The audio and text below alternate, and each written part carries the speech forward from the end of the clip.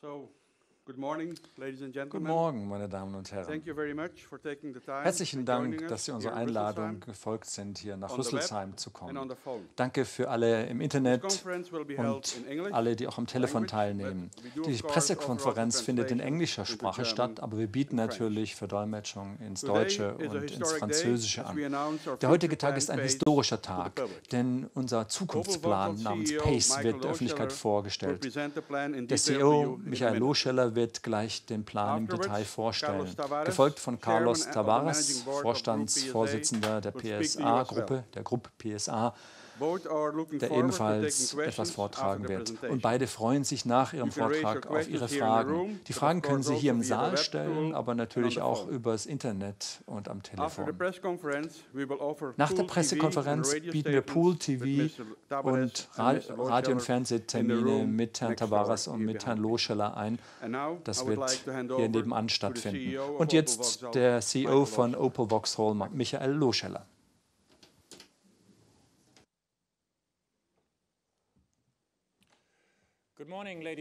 Guten Morgen, meine Damen und Herren.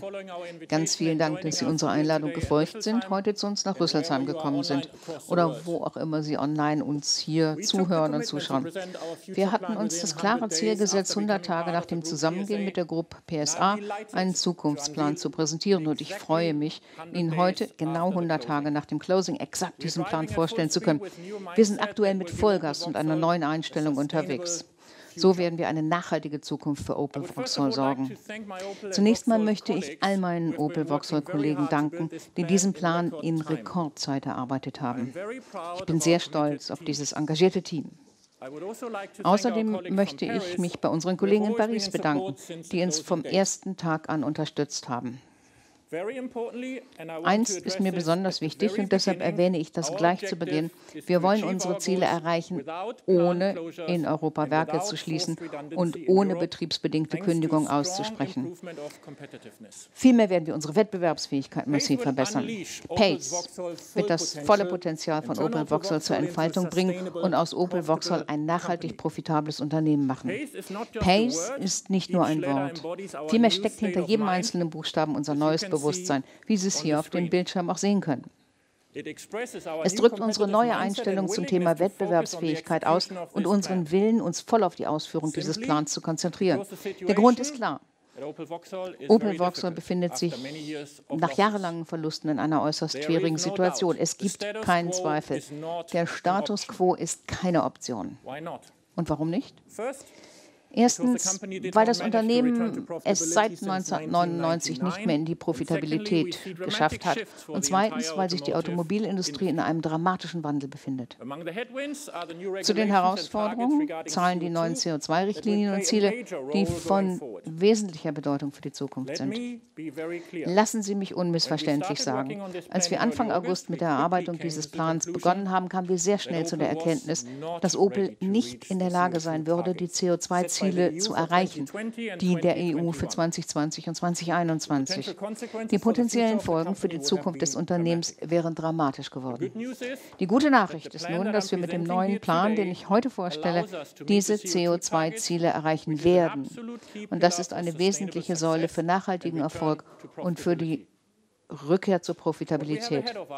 Was wir nun vor uns haben, ist keine leichte Aufgabe. Opel Vauxhall muss sich verändern und wir werden uns verändern. Wir werden voll auf Leistung und Profitabilität fokussiert sein. Das ist der beste Schutz für unsere Mitarbeiterinnen und Mitarbeiter und es ist die richtige Grundeinstellung für eine gute Zukunft in wirtschaftlich schwierigen Zeiten. Wir gestalten Opel neu mit einer neuen Agilität, die es uns erlaubt, uns schnell zu bewegen und auf alle Herausforderungen der Industrie extrem effizient zu reagieren. Ich kann Ihnen aus erster Hand versichern, dass unsere qualifizierten Mitarbeiter bei der wirtschaftlichen Genesung des Unternehmens die entscheidende Rolle spielen werden. Ich vertraue unseren Mitarbeitern und unserem Management und bin überzeugt, dass wir dies gemeinsam mit der Unterstützung durch unseren Partnern und Stakeholdern schaffen werden. Es geht um Zusammenarbeit und Teamarbeit. PACE wird das Potenzial Einzelner sowie der ganzen Mannschaft freisetzen. Die Kraft kommt von innen. Dies zeigt sich auch in der Art und Weise, wie der Plan entstanden ist. Er basiert auf dem Fachwissen von Mitarbeitern ganz unterschiedlicher Funktionen, Ebenen und auch Nationalitäten. Seit dem 1. August haben unsere Teams am Benchmarking gearbeitet, haben definiert, wie wir den festgestellten Rückstand verringern können und danach diesen Plan entworfen, zusätzlich zu den normalen Jobs, die sie haben. Erlauben Sie mir für diese großartige Leistung einmal ganz deutlich Dankeschön zu sagen. Wie die Teams diesen Plan erarbeitet haben, hat mich davon überzeugt, dass Opel Vauxhall für größere Veränderungen innerhalb des Unternehmens bereit ist. Vom Ingenieur bis zum Designer, vom Marketing-Experten. In the paint shop. Nevertheless, I can't be the bearer of good news only. As a CEO, I'm transparent and realistic. Reduction of cost in all areas, including labor cost, will be part of our future plan. It is necessary and unavoidable. But we will do this in a responsible and thoughtful way. And as I mentioned earlier, with the intention to refrain from forced redundancies and without plant closures. This is a very important message and shows the commitment not only of Opel Vauxhall, but the entire Group PSA. It goes without saying that we will, as it is good practice within Opel Vauxhall, consult and negotiate required actions with our employees' representative, especially the Works Council and the union IG Metall in Germany. We have, of course, initiated the dialogue right away. Our current thinking goes along the lines of innovative working time concept, short work in selected areas, voluntary programs or early retirement schemes through responsible human resources management. Opel Vauxhall is a proud part of the Group PSA now, which has created a new European champion. The market share makes us the continent's second largest car maker with first or second place in the most important markets. Global sales of the enlarged company amounts to 4.3 million units per annum, and automotive revenue sums up to 55 billion euros based on 2016 figures. The Group PSA now operates more than 40 plants, 10 R&D centers, and has over 200,000 employees. The combined purchasing power sums up to almost 39 billion. These are very impressive figures. We are sure that our employees, business partners, and of course our customers will benefit from this strength. We want to make the best use of this new potential. We have set ourselves crystal clear objectives. In the first phase, we are targeting to become profitable again and to reach an automotive recurring operating margin of 2%, as well as a positive operational free cash flow by 2020. However, we will not stop there and instead have set ourselves a much more ambitious goal for the second phase of our PACE plan, in which we improve and accelerate growth. By 2026, we intend to reach an automotive recurring margin of 6%. The Group PSA has proven that it is possible to reach such ambitious targets in record time, coming from minus 2.8% operating margin in 2013 to more than 7% positive in the first half of 2017. And there is no reason why Opel Vauxhall can't achieve this too. All of us at Opel Vauxhall are truly committed to fulfilling this plan and will be proud to deliver these goals. This will require a strong focus on execution, which is 95% of the entire work. The first action that I want to point out to achieve this target is a significant reduction of our financial break-even point to 800,000 units per year before 2026. It does not at all mean that we are planning to reduce sales to 800,000 vehicles. We have growth ambitions, as you will see later on. Reducing the financial break-even point to 800,000 vehicles means that we are putting Opel Vauxhall in a position to make a profit from this level of sales. This lowering of the financial break-even point creates a shield to protect the company and its employees from the headwinds generated by the challenging environment that the automotive industry is facing these days. The focus of our PACE plan is not to grow at any cost, but to build an efficient and profitable company for successful, sustainable future. Our employees and our stakeholders deserve this. We have defined 4 key levers that will enable us to reach our goals. First, we have a clear roadmap to become a leader in CO2 emissions. One important contributor will be electrification. I can proudly say today, Opel will go electric. Second, we will enhance competitiveness by reducing cost while continuing to invest. Third, we will strengthen our powerful brands. Fourth, and we will foster profitable sales. Coming now to the first lever. We have now a clear CO2 roadmap to close the previous gap and meet the 95-gram target set by the EU for 2020. Measures to reach our goals are set. Quick shift of the existing portfolio ahead of 2020. Full utilization of Groupe PSA technology, making electrification across the portfolio possible. This will also be supported by more eco-innovations like smart LED lighting or low-resistance tires. We will have 4 electrified lines on the market by 2020, including the Grandland X PHEV and the next generation Corsa that will also be available as a fully electric vehicle. And even more, every new passenger car line in Europe will get an electrified option, offering also a BEV or a hybrid version alongside efficient internal combustion engines. With that, Opel Vauxhall will be a leader in CO2 and a fully electrified European passenger car brand by 2024. Opel Vauxhall goes electric. Let's come to the second, and how we will improve our competitiveness. Big contributors to the improved efficiency are reduced complexity and increased synergies. Combining strengths will unleash annual synergies on Groupe PSA level of 1.1 billion euros by 2020 and 1.7 billion euros by 2026. About 1/3 of synergies are expected in purchasing, another quarter in R&D, and 20% in manufacturing. We are certain that these announced synergies will be reached, and we are obviously analyzing further potential. We will, in addition, release working capital of 1.2 billion. The working capital result is mainly driven by changes in the business processes, resulting in lower inventory levels and better payment flows. The full working capital effect will be realized by 2022. We will leave no stone unturned in our quest to reduce across all functions. Internal benchmarks within Groupe PSA help Opel Vauxhall to realize joint savings in multiple areas. Overall, we will reduce the cost per car by 700 euros by 2020. Another good example of the joint forces is that we will significantly improve fixed marketing expenses efficiency by more than 10% by 2020.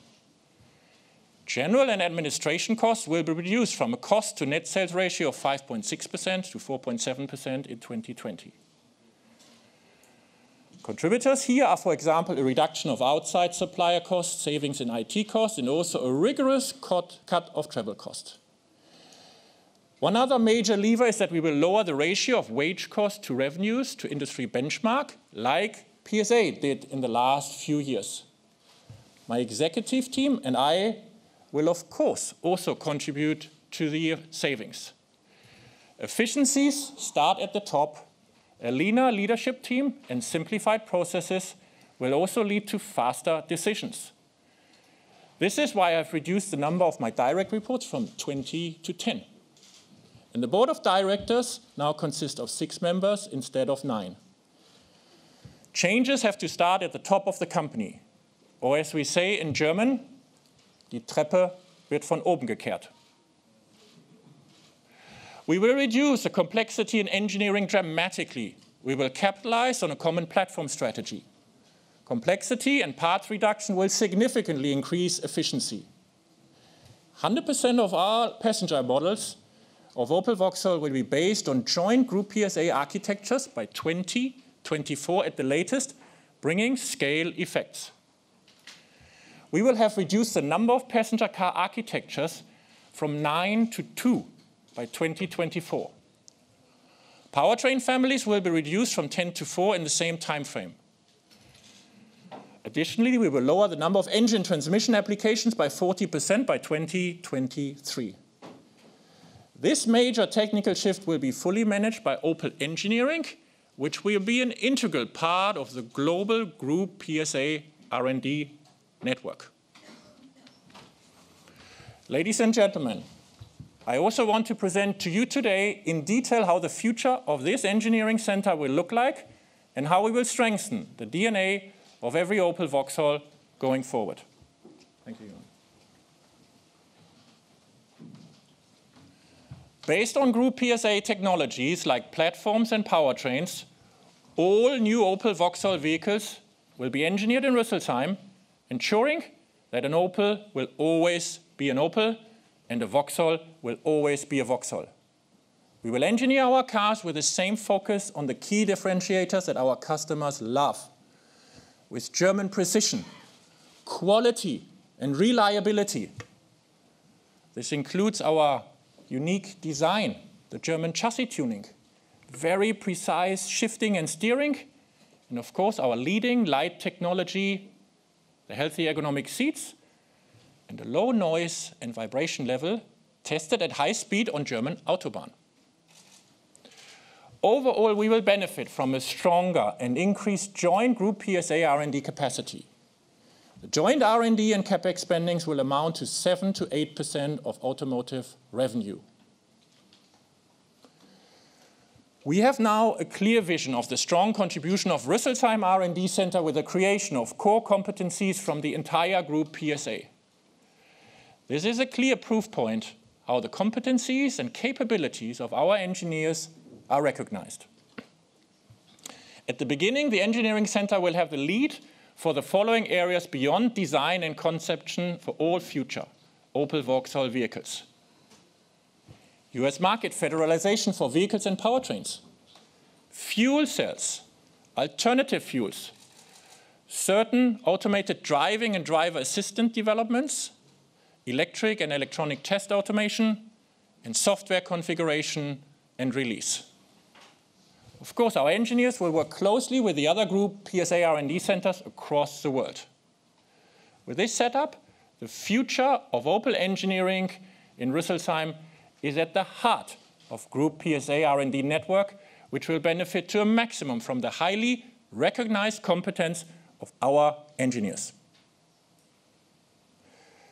Status quo is not an option in manufacturing, and our goal is to enhance competitiveness as we want to bring Opel Vauxhall plants to industry benchmarks.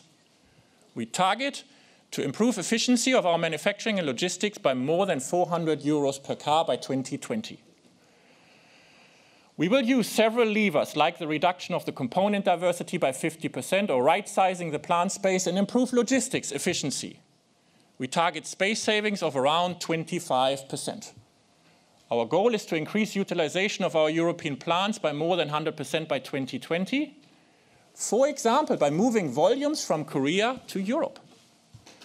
By 2020, we will import nearly 200,000 vehicles less per year. Another lever is that we will be able to reduce our CapEx from 6% of revenue in 2017 to 4% in 2020 through improvement in carry-over tools. All of these measures will contribute to reduce the performance gaps as quickly as possible. This is also a prerequisite of additional workload and investment. Top performance leads to new vehicle allocations for the manufacturing site. For each plant, we are building a roadmap to make the plants competitive again and to secure their future with the allocation of Groupe PSA brand models as per existing cross-manufacturing principles. For strategic reasons, we can't inform in detail about future vehicle allocations, but I can unveil first parts of the global investment plan for the modernization of the following plants. We target the localization of the EMP2 platform in Eisenach for the production of an SUV in 2019, and Rüsselsheim for a D-segment vehicle. The allocation of new powertrains in Opel Vauxhall manufacturing sites will accompany the shift from GM architecture to Groupe PSA engines and gearboxes. Let me now guide you through the actions of our third lever. We will strengthen our brands and improve in pricing power and quality. Opel Vauxhall brands are clearly positioned. The Opel brand promise is Opel offers German precision, engineering, and high-tech for all. We ensure that the latest and most relevant innovations are accessible to everyone. The brands Opel, Vauxhall, Peugeot, Citroën, and DS Automobile already differentiate themselves very strongly today with a very low cannibalization risk. There is one thing that we have made clear from the beginning. Opel will remain a true German brand. It adds Germanness to the Groupe PSA portfolio. The Grandland X, which you see at the back of this room, is a prime example for the brand differentiation within Groupe PSA. The Grandland X and its cousin, the Peugeot 3008, are jointly developed within the Groupe PSA on the cutting-edge platform EMP2. And even though the Grandland X shares a platform with the Peugeot 3008, everybody can see that these are two very different vehicles addressing two different kinds of customers. The Grandland X is a true Opel. The 3008 is a real Peugeot. This brand DNA is reflected in our new brand claim, which we introduced this summer. Die Zukunft gehört allen, the future is everyone. Let's have a closer look. We don't know what the future holds, but we know it can't be the same as the past. Everything has to change. Our world, our cities, our lives. To put an end to accidents, noise and emissions. To make mobility really accessible to all of us. To make technology for a humane way of life. For a planet we can be proud to pass on to our children. It's our aspiration that everyone can participate in this change. Why should what is important for all only be accessible to a few? We don't always want to be the first, but we always want to be the first to make the best accessible for everyone. There's no time to lose, because only these inventions that are available for all will actually make the world a better place. Opel, the future is everyone's. Same what applies to the Opel brand obviously is also true for the Vauxhall brand. Every Vauxhall will be a true Vauxhall, and Vauxhall will remain a true British brand. The Opel Vauxhall design philosophy manifested in our creation is defined as German precision meets sculptural artistry. The Germanness of the Opel brand represents technology, precision, quality, and a structured purity in both design expressions and execution. The sculptural aspect of our design highlights the important exciting and emotional side of Opel Vauxhall. Our design philosophy will stay consistent, but be reinterpreted over time with established design cues, evolving to express the boldness of our brand. On the chart behind me, you get a first glimpse of what you can expect of Opel Vauxhall in the coming future.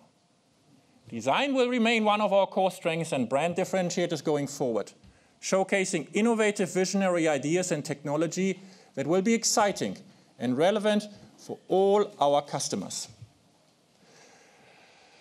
Based on an even stronger brands and higher quality products, we will focus on enhancing our pricing power. We will also focus on communicating these values even stronger to our customers. A better sales mix and price positioning are key pillars to make progress in this area. Key focus is to capitalize on our young product portfolio in the fast-growing SUV segment. By 2021, 40% of our sales volume will be in this booming and very profitable market segment. Next year, our 3 SUVs, Crossland X, Mokka X, and Grandland X, will be available for the first time for a full year. And let me name just a few further examples how we reach a higher pricing power. We will reduce drastically non-profitable sales and will be very disciplined in terms of sales channel mix. We aim to grow our market share in retail with our new product offerings and fleet and improve total cost of ownership thanks to CO2 forthcoming leadership. The introduction of the top-of-the-line trim level Ultimate will position our cars higher. Our overall pricing power target is a 3-year improvement by 4 percentage points versus the benchmark. We are convinced that quality must be at the core of our DNA. Substantial improvements in quality performance have already been achieved in recent years, but will not stop in improving every day. We want to be among the best in industry with regards to quality, customer satisfaction, and loyalty. We have set ourselves clear targets. Our goal is to achieve a leading position in quality and customer satisfaction for each new product we bring to the market. In manufacturing, we are moving from a purely manufacturing-focused quality approach to a holistic enterprise approach. The direct run rate is a key performance indicator for first-time quality in manufacturing process. Our goal is to close the gap versus industry benchmark level by 2020. Furthermore, we will improve our brand loyalty through actions and incentives at dealer level to close the gap to the benchmark by more than 50% by 2020 and achieve benchmark levels by 2024. We will support increased residual value of our products by improving reliability and durability, totally in line with the brand claim that stood for Opel over decades. Opel, der Zuverlässige. Let's come to the fourth lever. We will put a stronger focus on profitable sales with new models, markets, and an LCV offensive. As you all know, 2017 was an exceptional year for Opel Vauxhall with the launch of 7 new models. We will continue our product offensive, and on short term, this includes 2 major launches, the new Combo in 2018 and the next generation Corsa in 2019. In total, we will launch 9 new vehicles until 2020, including body styles and mid-cycle enhancements. To put even more focus on profitability, we will reduce complexity and focus on key profit pools, options, and versions. Beyond our passenger car offensive, the light commercial vehicle business will be an even stronger contributor for Opel Vauxhall in the new setup, as we will benefit from synergies with the European market leader, which is Groupe PSA. We will develop our footprint in this financially attractive business where we are currently underrepresented. Enablers will be the strengthening of the attractiveness of the LCV business for our dealers. The launch of the new Combo in 2018, which is jointly developed with Peugeot and Citroën brands. This very competitive product will lead to higher sales thanks to a strong, exciting vehicle, both in the commercial and the family mover segment. Exploration of new market potential starting with Turkey. Start of the electrification of our LCV portfolio in 2020 to address customer needs and fulfill the city's requirements for the future. We have set ourselves ambitious targets. The total LCV volume will be increased by more than 25% between 2017 and 2020. Another driver of profitable sales will be the increase of export sales outside Europe, as there is a clear potential for a German brand. Our plan foresees to double overseas sales by 2020 and achieve more than 10% of our annual sales volume outside of Europe by mid of next decade. To reach this, we will further strengthen our brand in the 15 export markets in Asia, Africa, and South America, where we are already present today. Beyond that, we will enter more than 20 new export markets by 2022 by leveraging Group PSA sales and industrial footprint around the globe. The fact that Group PSA operates plants around the world gives us many opportunities to expand our international footprint quickly and without huge investment in greenfields. Additionally, we will explore worldwide midterm opportunities for the launch of Opel in important global markets such as China and Brazil. Of course, each export business must make money. Opel will go global, finally. We have identified additional profit and revenue drivers. We will develop our after-sales business, which will lead to an improvement in operating profit of more than 100 million until 2020. One important aspect is finding synergies in the warehouse and logistics footprint across Europe. Learning the best way to market our parts and accessories to our customers in Europe together in our new constellation will lead to further profit improvements. Another important cornerstone of our future plan is the strengthening of our financial services activities. The closing of Opel Bank is effective since November 1st and will lead to new possibilities for us. We will introduce full-service leasing offers in a first step in Germany starting in 2018.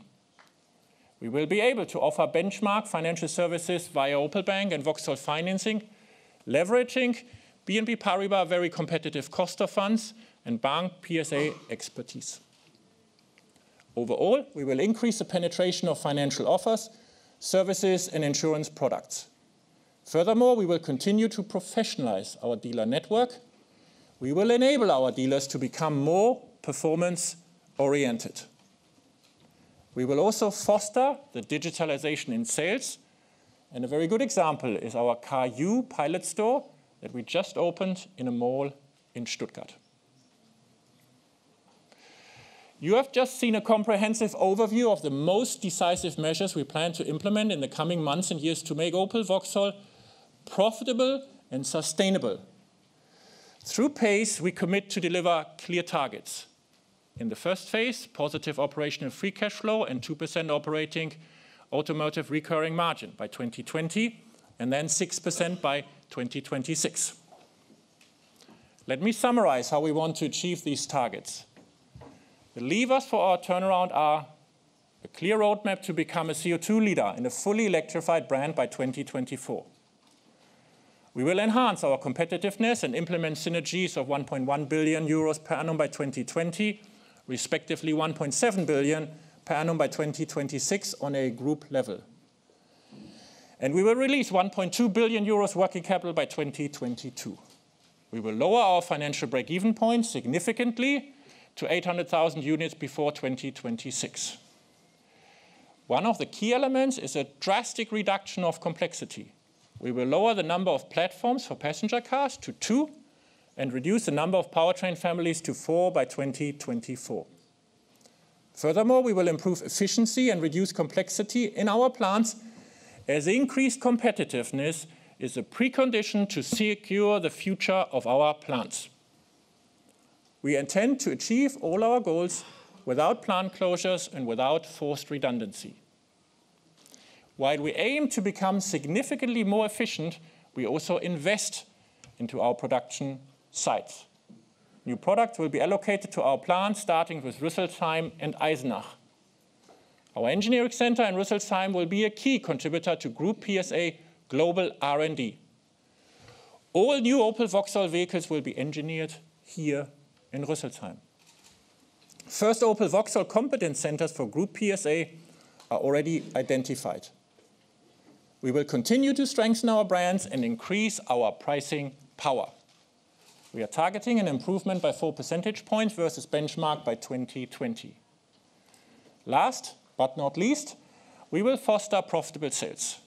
In total, we will launch 9 new vehicles until 2020, including body styles and mid-cycle enhancements. We will increase our LCV sales by more than 25% until 2020. We will enlarge our frontiers and increase oversale sales to more than 10% of sales by mid-2020s. Additionally, we will capitalize on new possibilities thanks to the strengthening of our financial service activities. Today is the first day of execution of PACE, and we are all committed to deliver. I trust my team and all Vauxhall employees and know that I can rely on the support of the entire Group PSA. All together with our stakeholders and partners, we tackle every key area of our business. Opel Vauxhall will go profitable, electric, and global. Thank you. And now I would like to hand over to Carlos Tavares for further remarks.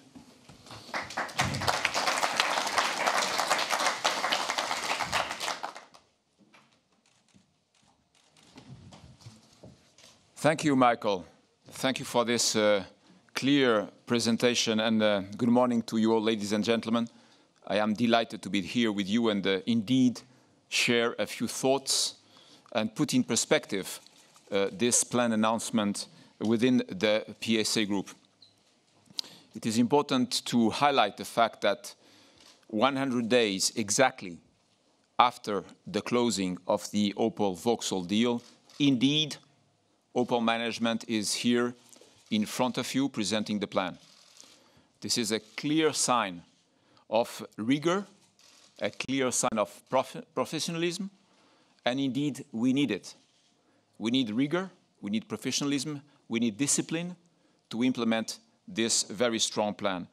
I would like also to express my sincere appreciation to all the team members that worked on this plan.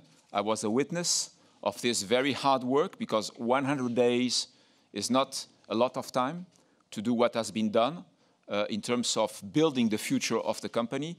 And I would like to express my sincere appreciation to all the executives, all the team members, and to Michael Lohscheller for the work that has been done over this last 100 days to build this plan.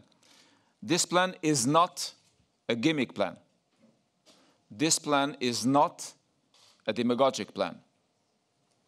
This plan is robust, this plan is honest, and this plan has been built by the Opel employees for the Opel employees. It is very important that we all understand this. And I would like also to highlight that the leadership of the management team will be key for the success of this plan implementation. Of course, Michael mentioned that, and we all know it from experience, that a plan is a plan.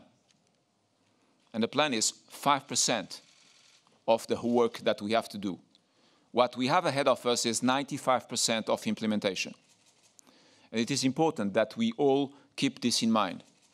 At this point, we have done 5%. We have 95% of execution and implementation ahead of us. So if we look back at what has happened to this company over the last 15 years, I think it is a matter of fact that not only we did not prepare for the future, as Michael mentioned, with the CO2 situation that was faced by the team over this last month, not only we were not on track to meet the European CO2 requirements, but on top of that, we have to recognize in an honest and peaceful way that over the last 15 or more years, this company has lost more than $10 billion of accumulated losses. This company has cut more than 30,000 jobs, and this company has lost more than 3 points of market share in the European market. This is a fact. And this is where we start from. It is something that, of course, is a dramatic situation. I think we should not have any restraint on this matter. We are facing a dramatic situation. And taking into consideration the headwinds that are now visible in Europe, we can say that this dramatic situation is getting worse and worse day by day. This then means that we have here a significant opportunity to rescue this company and make sure that we bring a solution to our Opel employees. And in fact, we are here working to bring a solution to the Opel employees.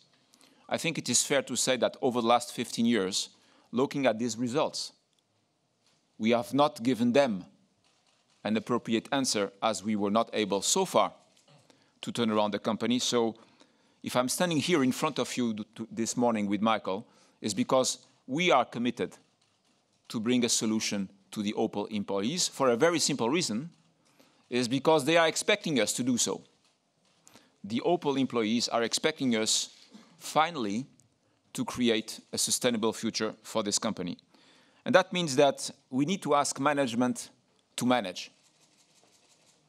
We need to ask management to manage without fear, with a sense of responsibility on the fact that we are doing the right things to make sure that we bring an answer and a positive answer to our employees. I would like to share with them a very simple statement.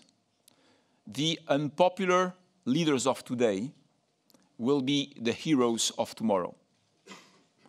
Managing a car company, taking all the appropriate decisions to make it a sustainable company because it delivers recurrent profits, is not, of course, an easy task, but is a rewarding task. It is something that puts you in a position where when you get the results, you can look at your people and say, well, guys, all the decisions we have made were not easy. Some of them, you didn't like them, but at the end of the day, it works. And now we can hand over to the next generation of leaders a company that is healthier, with better results, and a capability to invest in its own future. So I would like here to highlight the fact that we need to create the conditions for management to manage. So going back to what happened to the PSA Group over the last 4 years, I just would like to remind you that in April 2014, we presented the turnaround back in the race plan.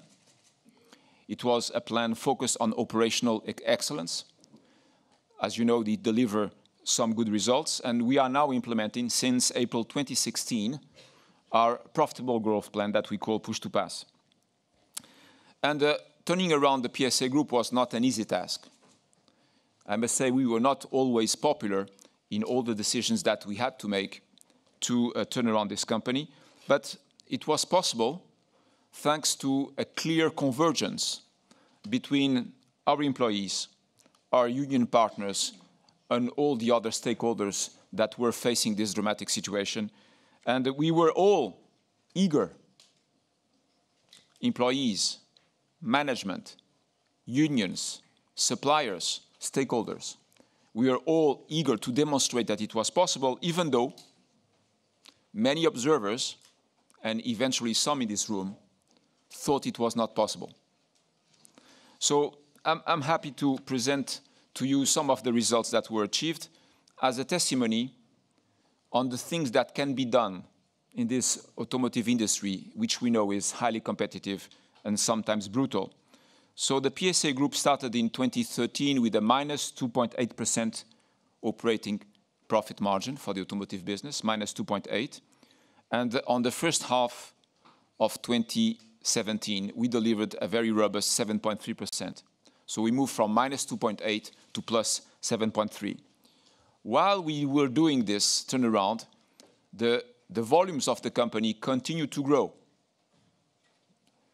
The growth was small, as you can see through the numbers, but there was some growth during the turnaround, which means a turnaround does not always mean volume reduction, and the case of a PSA is just demonstrating that.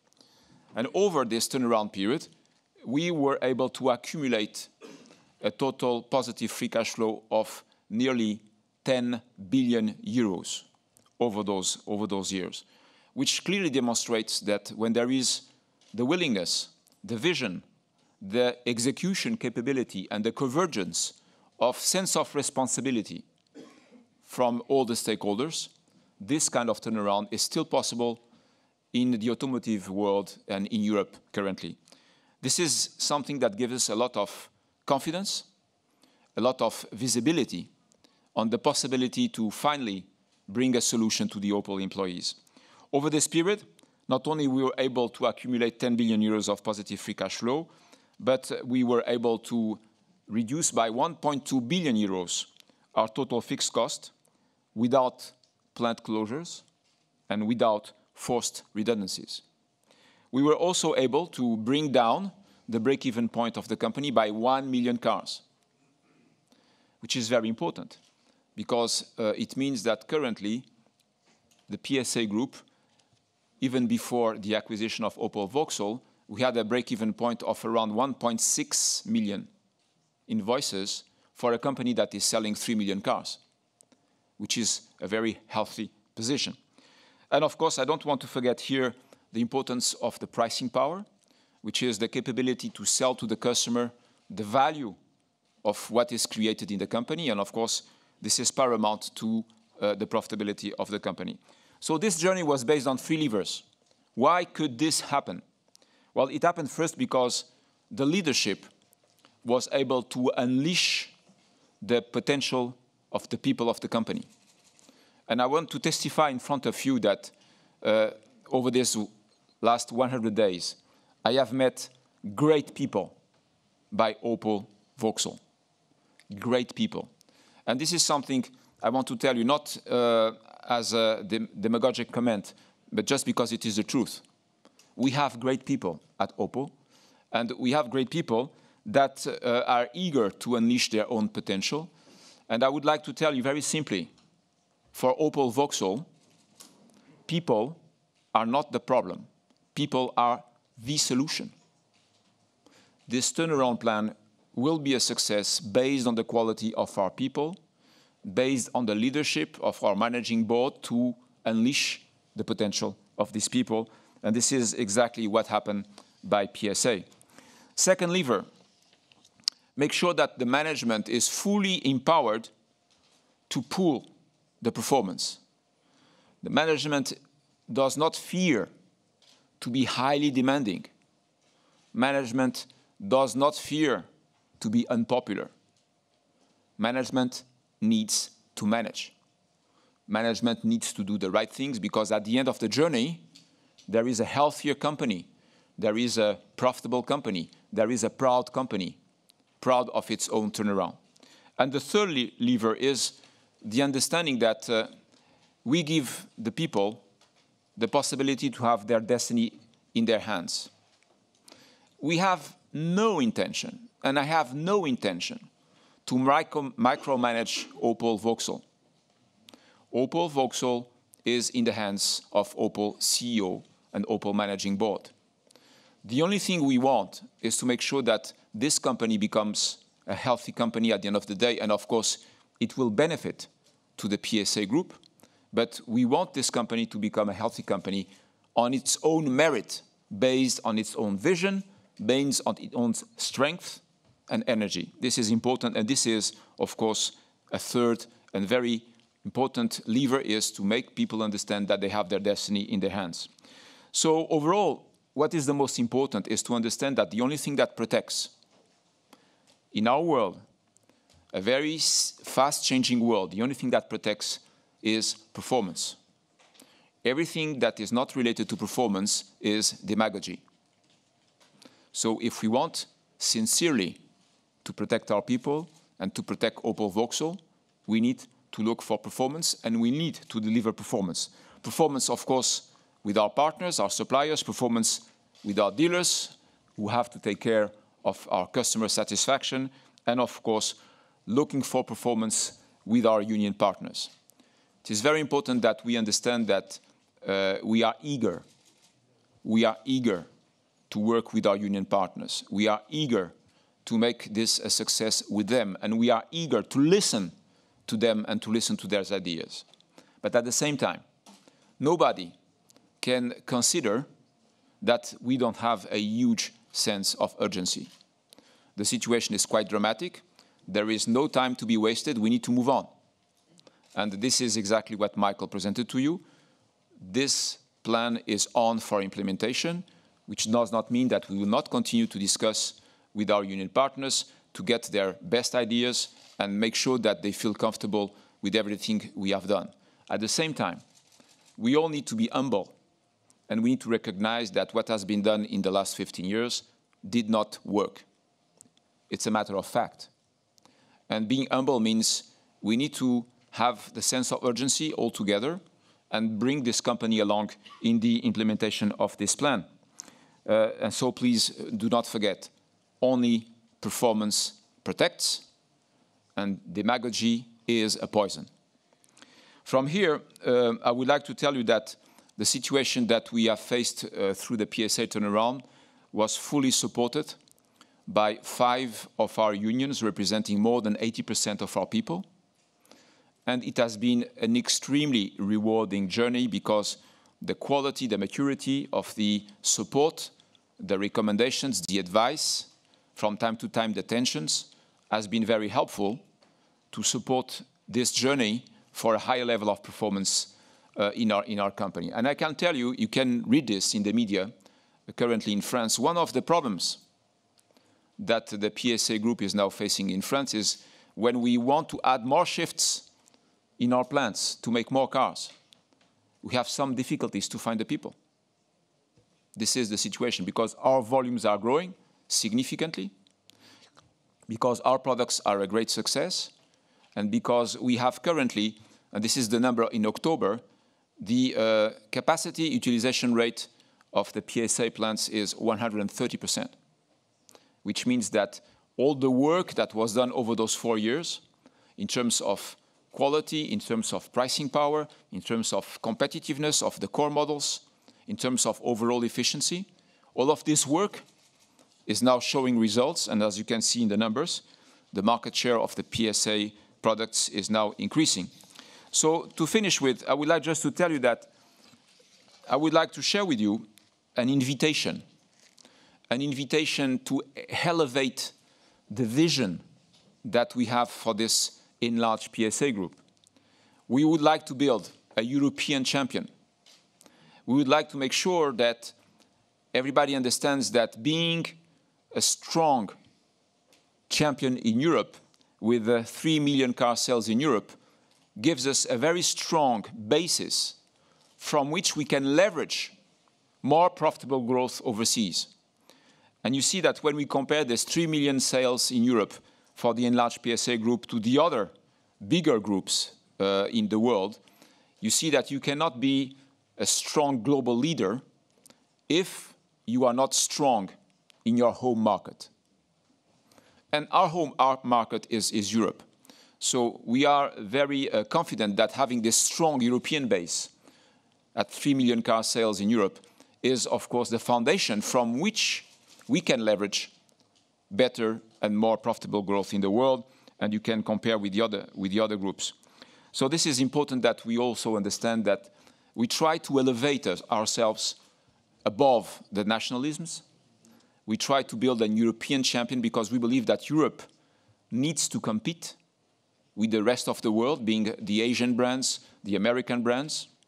And we need in Europe to have a European group that will be strong enough in its own market to be able to invest the cutting-edge technologies, to be able then to go and conquest more markets overseas, and this is exactly our strategy.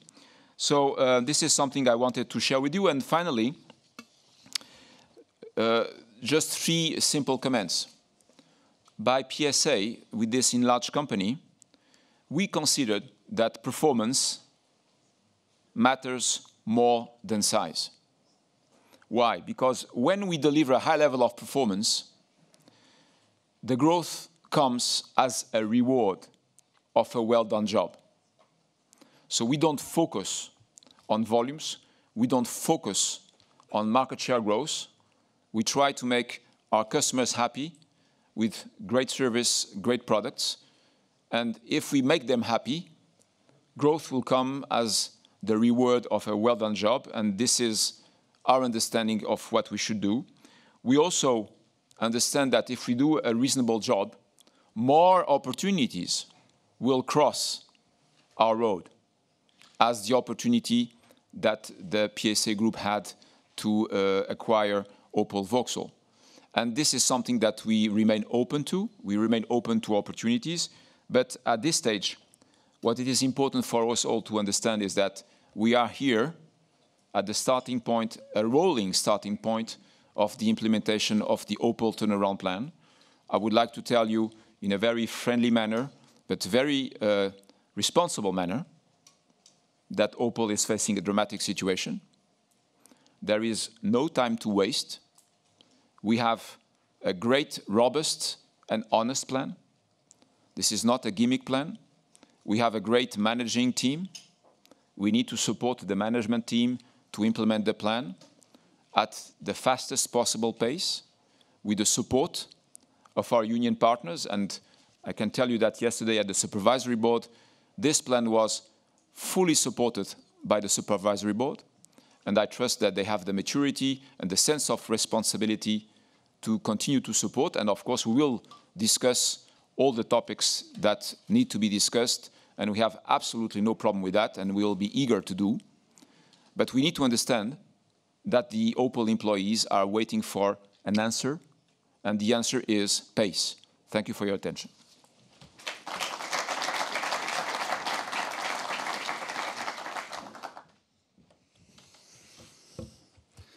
So, thank you, Mr. Tavares, and thank you, Michael Lohscheller. Now it's the time to take your questions. As I mentioned before, you can ask the questions here in the room, but I have also questions on the phone and via the live stream. And I'm going to try to be fair between analysts and journalists and French people and German people and anybody else who has been called in. What I would like for the people in the room here is to state your name and company or publication. And for the people here, please wait for the microphone before you start asking your questions. So, over there in the middle. Just wait for the microphone.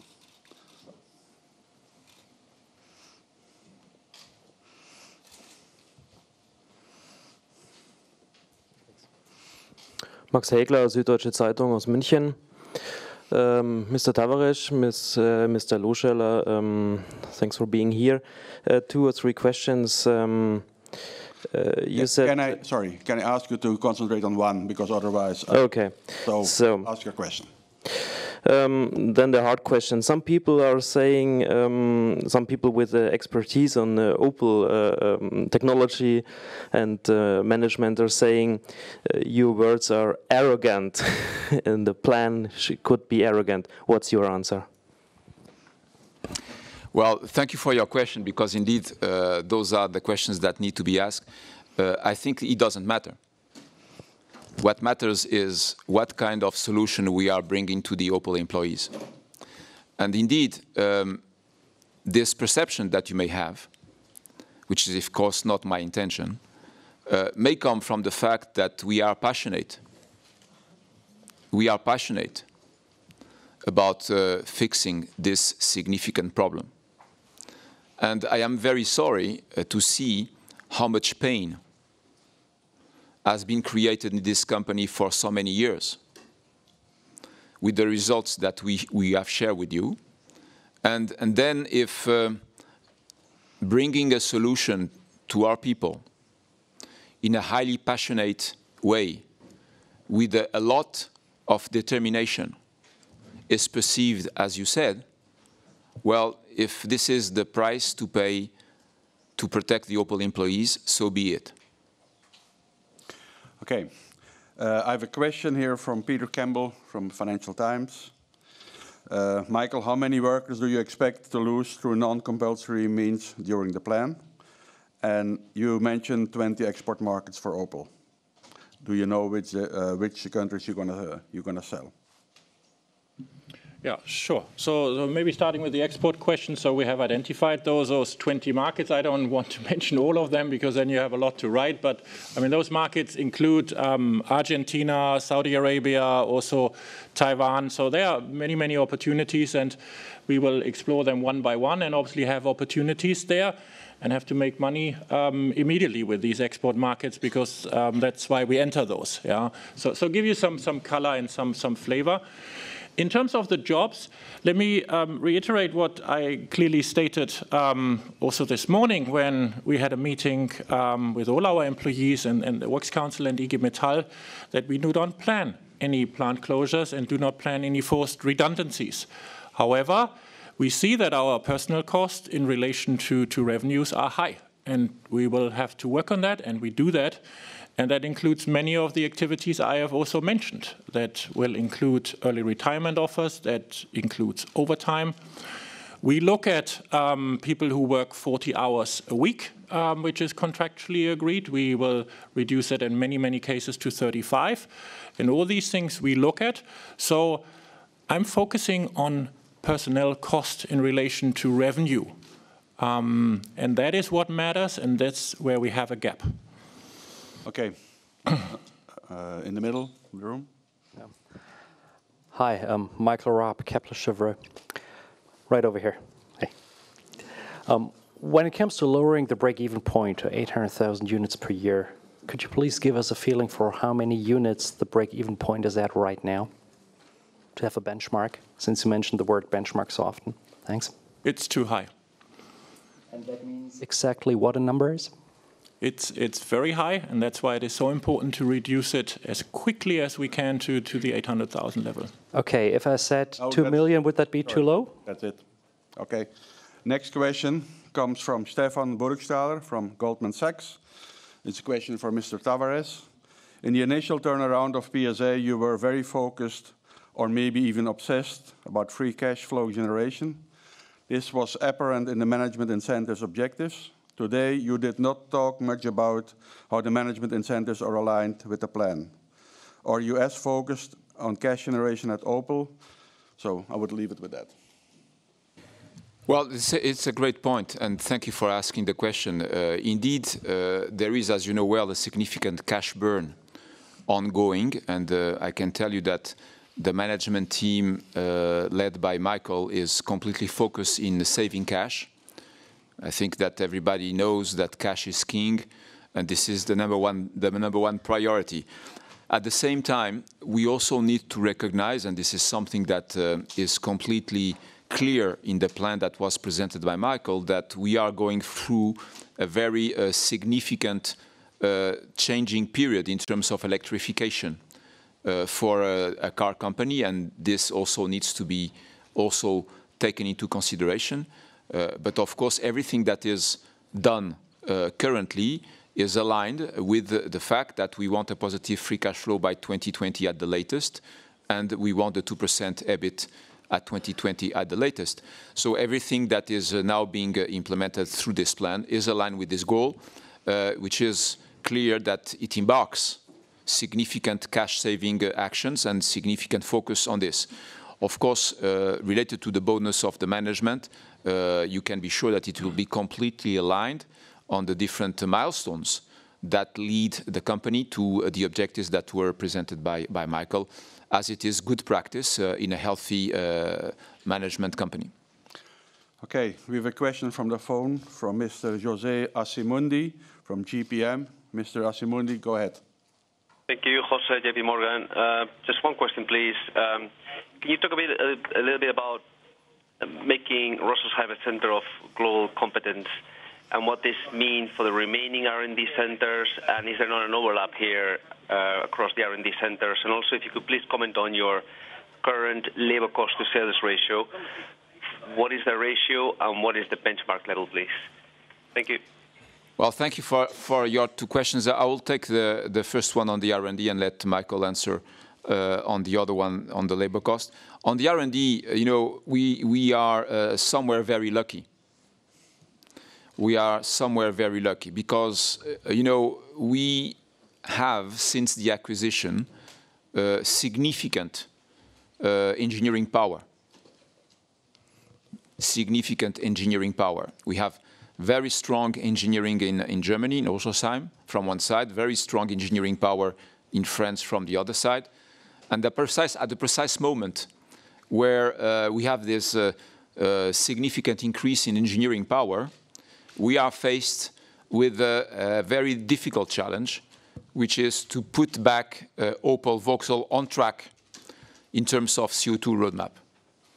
And as you may imagine, and I want here to pay a tribute to the Opel teams and the PSA teams that have worked together over the last 100 days, is the fact that they were able to rebuild in a few weeks completely the product planning strategy of the company, the technology plan of the company, in order to put Opel back on track to meet the European regulations by 2020. This is an outstanding achievement. And this not only demonstrates the quality of our people, it also demonstrates the quality and the very spontaneous collaboration between the French engineering teams and the German engineering teams. So now we are sitting here with the problem which is to turn around Opel, but at the same time, we have this strong engineering power that we can leverage to change the course of the events in terms of CO2.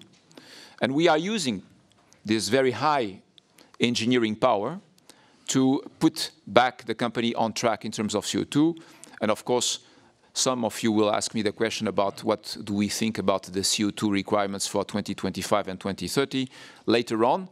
And this is for the enlarged PSA group, a significant asset that we are going to leverage to protect our companies and our people. This being said, it is also clear that you have seen through Michael's presentation that some very significant and very important centers of competence are going to be put in Rüsselsheim because we know that we have great engineers. So we intend to use this engineering power on what they are able to do best. And you saw federalization, you saw ADAS development, you saw fuel cells, you saw new energies. All of this is going to be sitting in Rüsselsheim, and we are going to combine the R&D power of these two great scientifically educated nations called France and Germany. And we are going to make sure that as a European champion, we are going to leverage this as the technology power of our European car company facing the competition. So at the end of the day, this is a huge opportunity for our company. Michael? Yeah, in terms of the first question, I think I was very clear in my presentation that we have significant gaps there to the benchmark. And I think on the euro per car, I was also very clear we need a 700 euro improvement on a per car basis. So currently we have some gaps there, and we'll close that by 2020. I also want to point out one thing which maybe is not fully appreciated in the overall context. We have many opportunities now changing also the business setup. And the import of cars from Korea is a very important one for me, because it's not a good business bringing cars from Korea, which take months on the boat, tie up working capital, very difficult to forecast in terms of currency fluctuation, and in terms of profitability also very difficult.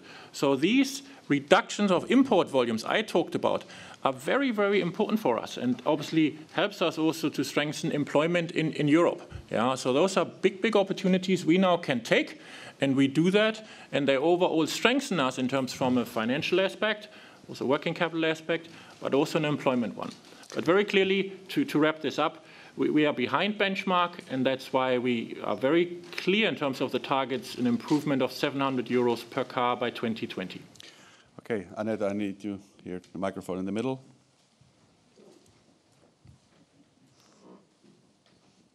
Holger Appel, Frankfurter Allgemeine Zeitung.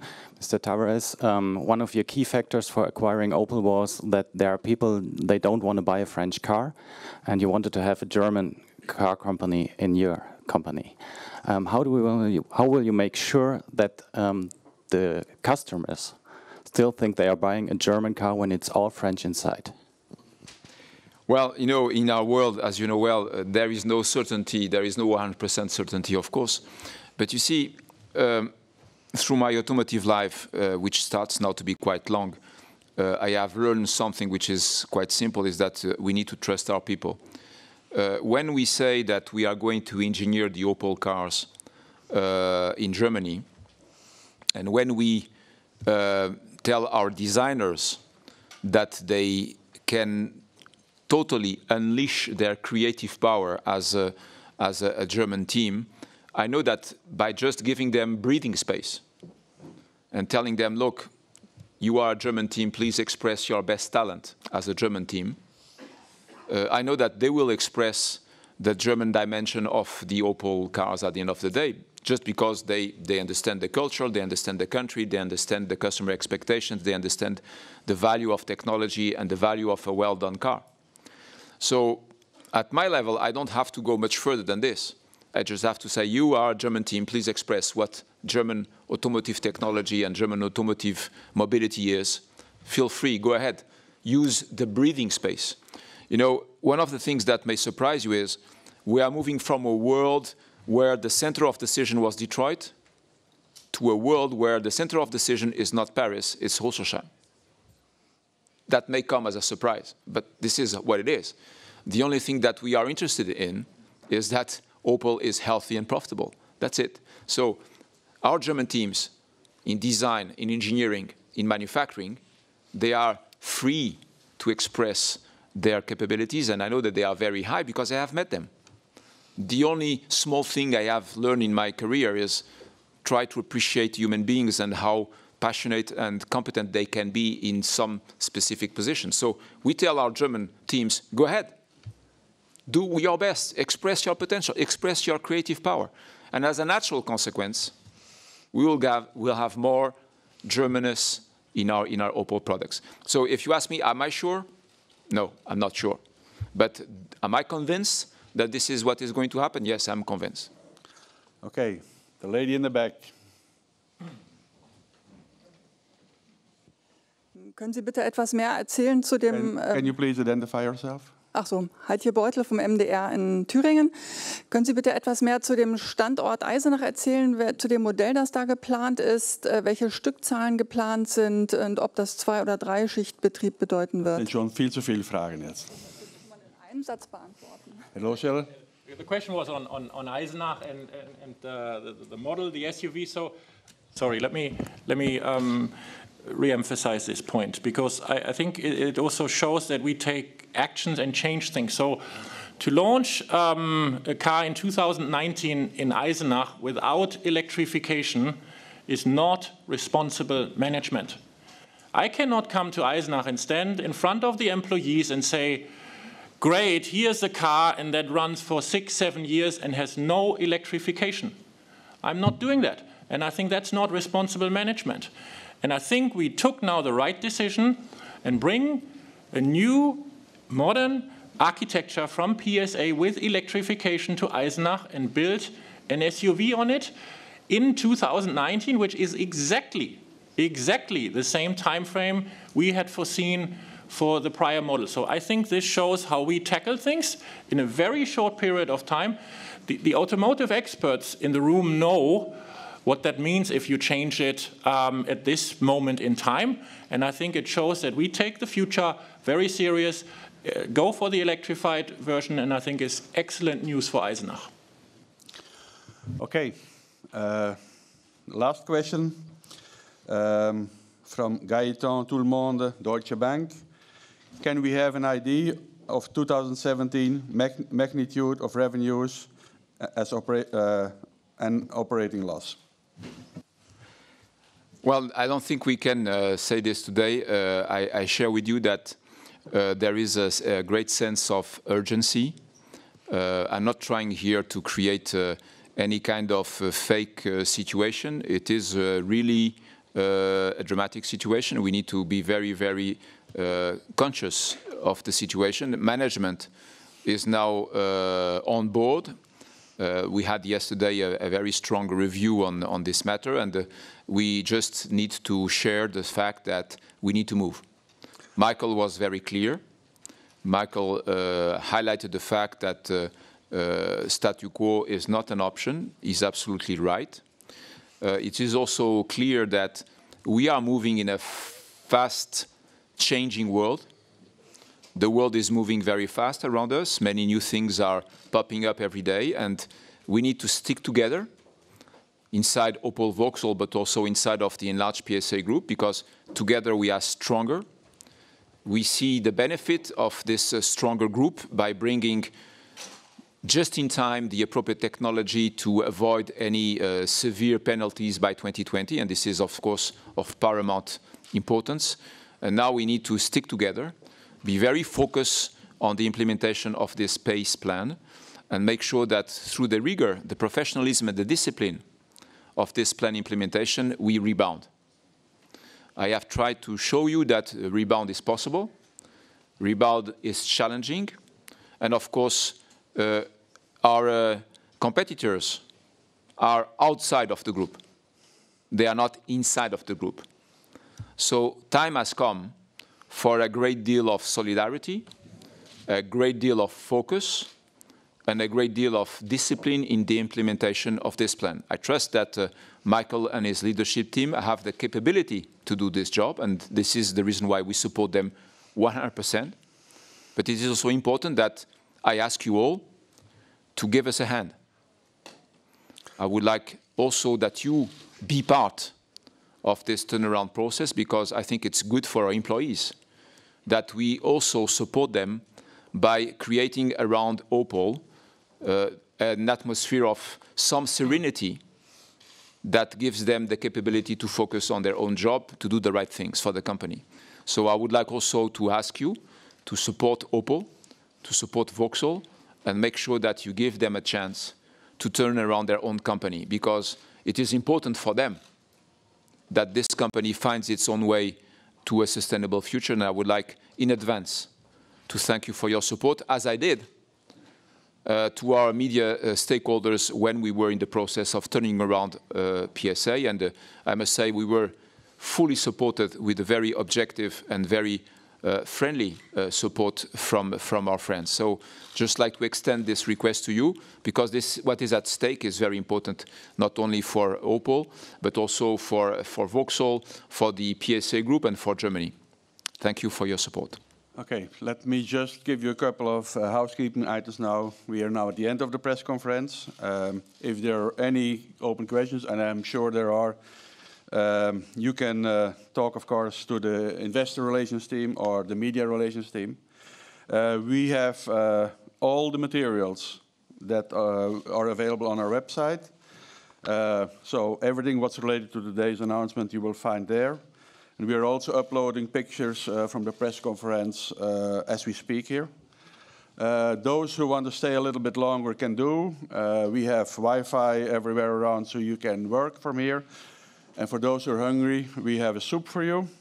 For the television and radio, we have a room next door where we're going to have the possibility to take some shots there. Thanks again, and have a good day.